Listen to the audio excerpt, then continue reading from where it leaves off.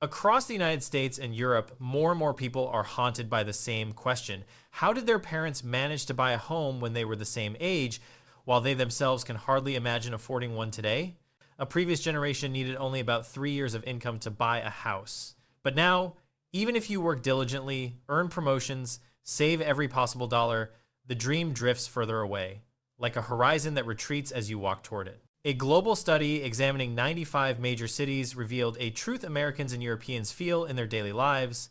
Not a single one of those cities is considered affordable anymore. A typical home now costs around 5 times a household's annual income, and in cities like Sydney, Vancouver, or Los Angeles, that number surges to 9, 10, even 14 times. In Hong Kong, Beijing, and Shanghai, it stretches to 20 or 30 times income, making an entire generation across the Western world realize that this crisis is not confined to any one nation. It is a global tide rising everywhere at once. The dream of homeownership, once a symbol of stability in Western culture, has become a quiet source of pain, where even the hardest working people feel abandoned by a system they believed would protect them. In this video, you will uncover the full story behind the housing crisis that now leaves millions of Americans and Europeans feeling like they are running on a treadmill that never stops. We will peel back each layer of the issue, from why home prices have completely broken away from wages, to how policies, financial markets, and collective social psychology have slowly pushed housing costs beyond anything imaginable just one generation ago. You will understand why this is no longer a matter of individual responsibility, and why traditional saving habits are almost powerless against the speed at which asset prices have escalated. You will also see how globalization, cross-border capital flows, and artificially limited housing supply have created a market that no longer behaves according to the usual laws of supply and demand. More importantly, this video will give you a complete picture of what happens when the middle class is pushed out of major cities,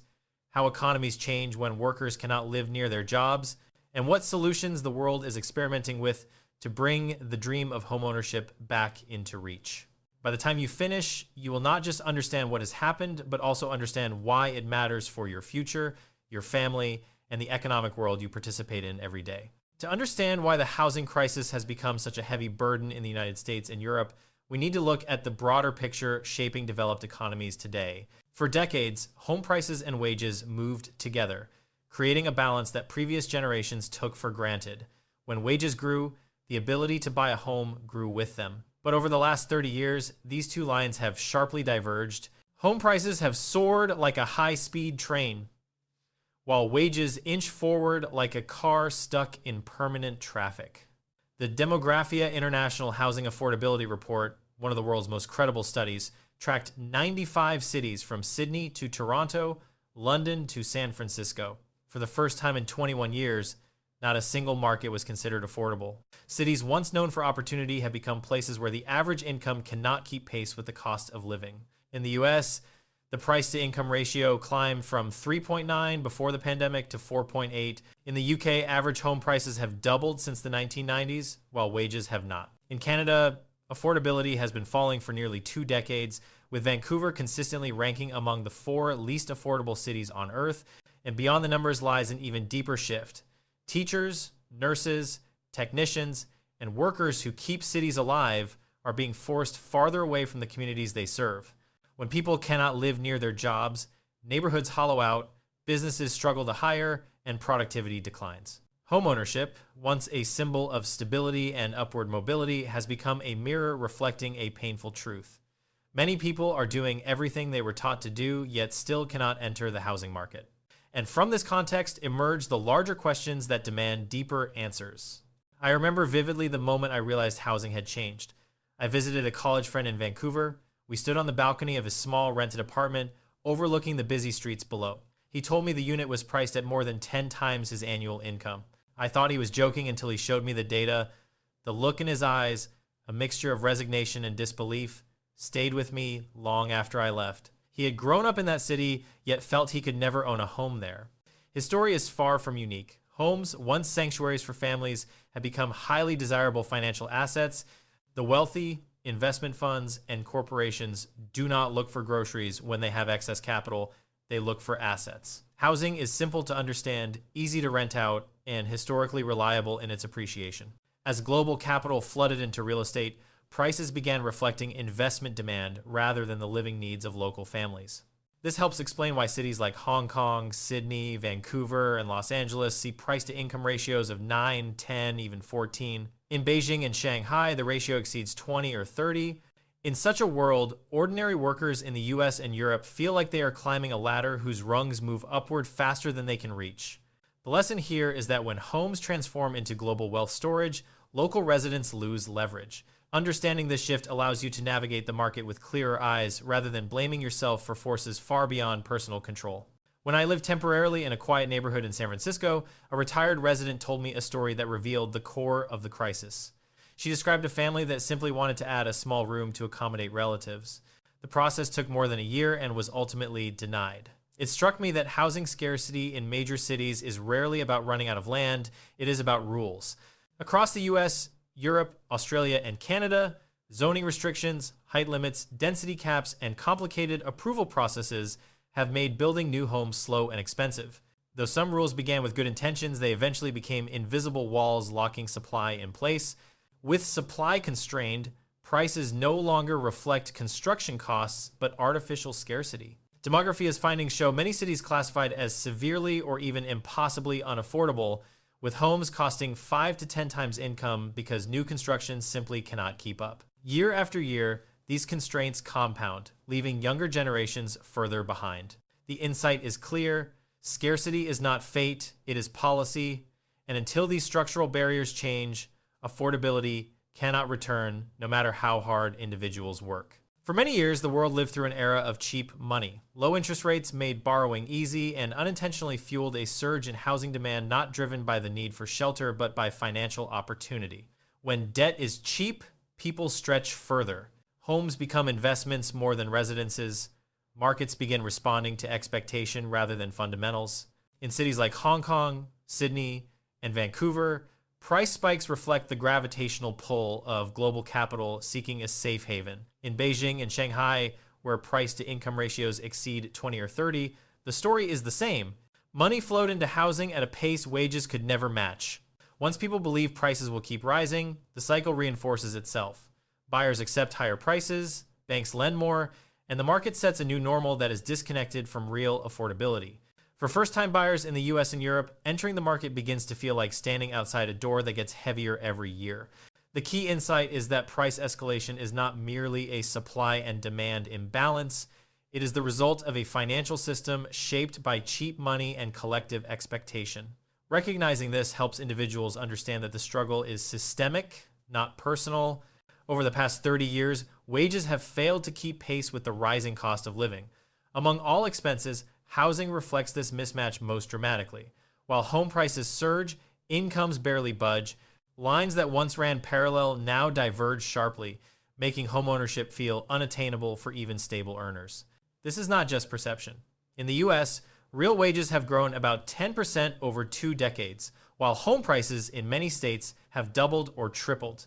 In the UK, home prices have doubled since the 1990s without comparable wage growth. Vancouver remains one of the least affordable cities in the world despite stagnant incomes.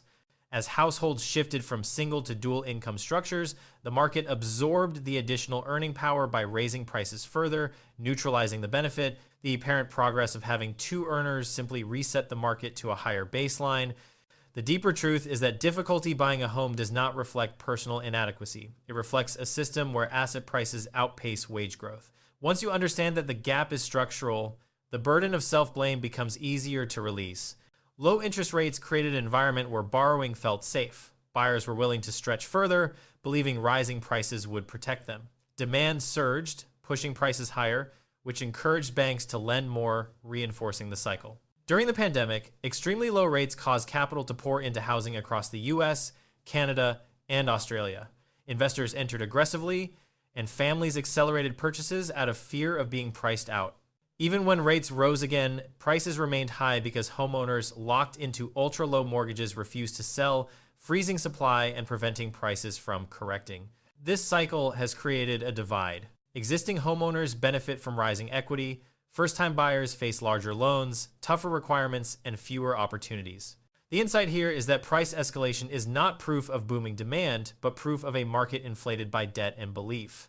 Understanding this dynamic allows buyers to approach decisions more realistically.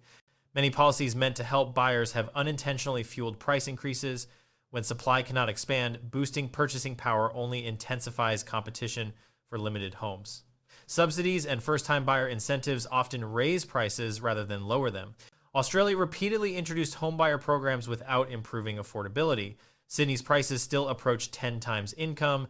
Canada's incentives contributed to bidding wars in Toronto and Vancouver.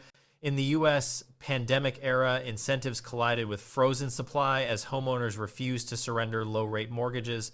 Prices stayed high even as borrowing costs rose. Meanwhile, anti-speculation policies lag behind. Places like Hong Kong or Wales tax second homes aggressively. Taiwan targets quick resale profits. Yet major Western markets remain hesitant, allowing speculative capital to continue flowing into housing at the expense of local buyers. The core insight is that markets are shaped as much by policy choices as by economics. When policy pushes demand instead of supply or fails to restrain speculation, affordability cannot return. Looking back across these 6 ideas, one truth becomes clear. The housing crisis is not driven by a single force, but by an ecosystem of pressures that reinforce each other. Housing evolved into a global asset. Supply was strangled by regulation. Cheap money overflowed into real estate. Wages stagnated. Debt cycles strengthened. Belief in ever-rising prices. Policies pushed in the wrong direction. Together, they created a system drifting steadily away from the economic reality of ordinary families. Yet beneath all these structural forces lies a deeper layer: the psychology of how people think about housing. Belief, fear, and collective behavior shape markets in ways charts cannot capture. Once you recognize this hidden layer, you begin to understand why surface-level solutions fail to create lasting change. This prepares us for the next insight, where the emotional and behavioral roots of the crisis become unmistakably clear. When you examine the crisis closely, it becomes clear that the market is not driven solely by economics, it is driven by human psychology. Homes represent stability, safety, and control. In a turbulent world, families cling to anything that promises certainty. Housing has delivered steady gains for decades, and this history created a powerful belief that real estate always appreciates. This belief is so pervasive that entire societies unconsciously reinforce it. People rush to buy out of fear of missing out. Owners hold tightly, trusting in future gains. Investors view homes not as shelter, but as insurance. When expectations harden into conviction, markets begin reacting to belief more than need. Cheap money amplified this psychology. Low borrowing costs made buying feel urgent. Each purchase reinforced the idea of scarcity, creating a self-fulfilling cycle. Prices rise because people expect them to. People expect them to rise because they have always done so. And thus the market drifts further from fundamentals. The essential insight is that affordability cannot be restored unless society re-examines its assumptions about what housing should be. Until expectations shift, even the best policies will struggle to overcome the momentum of collective belief. Before we reach the final conclusion, remember 3 key points. First, housing no longer reflects real living needs, but has been reshaped by global capital and psychological certainty about asset growth. This disconnect is a major driver of unaffordability. Second, supply shortages are structural, created by policy and regulation rather than natural scarcity. Third, the crisis is amplified by collective belief that home prices must rise, causing markets to follow expectation more than economic reality. When these 3 forces operate together, the dream of homeownership becomes distant even for those with stable incomes. If there's one lesson to take from everything we have explored, it is that wealth is shaped not only by how much you earn, but by the system in which you live. The housing crisis shows that personal effort alone cannot overcome a market driven by structural forces and collective psychology. In a world where asset prices rise faster than wages, success belongs not to those who run the fastest, but to those who understand the landscape beneath their feet. Owning a home is not simply a financial goal. It is a test of understanding. And what truly creates safety is not the asset itself, but the clarity with which you comprehend the forces that shape it. If this video helped you understand the financial landscape that surrounds you, consider sharing it with someone who is also trying to make sense of why housing feels increasingly out of reach. No one solves a crisis like this alone. The more people understand the forces at play, the better equipped society becomes to push for solutions. And if you want me to explore any specific angle of this topic, from policy reform to personal finance strategies in an era of rising asset prices, feel free to comment below. The next video will expand your perspective even further. Thank you for spending your time with me as we explored one of the most pressing financial issues of our era. Even though the housing market may feel unpredictable, understanding how it operates gives you a stronger foundation for every financial decision ahead. I hope this video not only informed you, but also made you feel more grounded in planning your future. I look forward to seeing you in the next video, where we will continue uncovering the questions that matter most for long-term stability and financial resilience.